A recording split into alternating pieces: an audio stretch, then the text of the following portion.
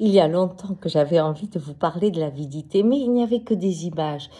Je pensais à la rivière, quand on jette un caillou, eh bien vous avez des cercles qui s'ouvrent de plus en plus grands. L'avidité, c'est l'inverse, c'est-à-dire c'est un cercle que vous imaginez au centre comme un puits qui bouge et qui aspire tout petit à petit jusqu'à ce que tout finisse dans ce trou et que ça se termine par un point. Presque le Big Bang, en fait, juste avant.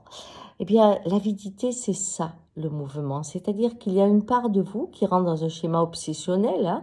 Hein. Par exemple, la reconnaissance. Je n'ai jamais assez de reconnaissance. Je suis avide de reconnaissance. Eh bien, tous les liens que je vais avoir, que ce soit dans le travail, dans la partie amoureuse, dans la partie amicale, familiale, avec les enfants, partout où je vais aller, ce besoin, cette avidité de reconnaissance va vraiment troubler les relations et je ne serai jamais satisfait. Pourquoi? Parce que dans avidité, c'est qu'on touche le vide. On ne peut pas aller dans la satisfaction.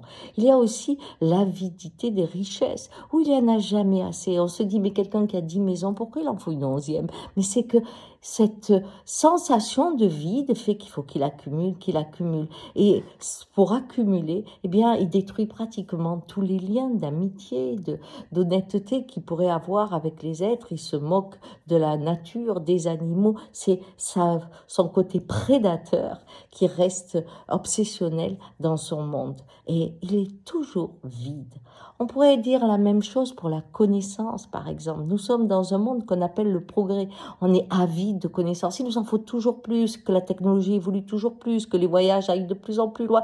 C'est vraiment cette avidité de la connaissance qui fait que les très très grands chercheurs, à un moment donné, touchent un tel mystère qu'ils rencontrent le vide qu'ils ont en eux. Et à ce moment-là, souvent, ils trouvent la foi, c'est bizarre, mais ils trouvent un plein face à un mystère dont ils savent qu'il leur échappera à tout jamais.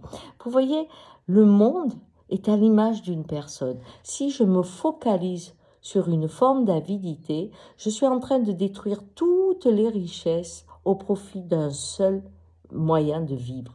Et aujourd'hui, le progrès, c'est cette avidité-là qui détruit l'ensemble des richesses de la planète et qui nous aspire petit à petit dans ce cercle effrayant où personne n'est satisfait car le toujours plus empêche cette saine satisfaction. Si on faisait le point aujourd'hui juste de ce que l'on a et de voir comment nous pourrions le faire fleurir en harmonie avec l'ensemble, on sortirait de l'avidité pour trouver ce côté d'être satisfait et nourri, la jouissance d'avoir sa suffisance.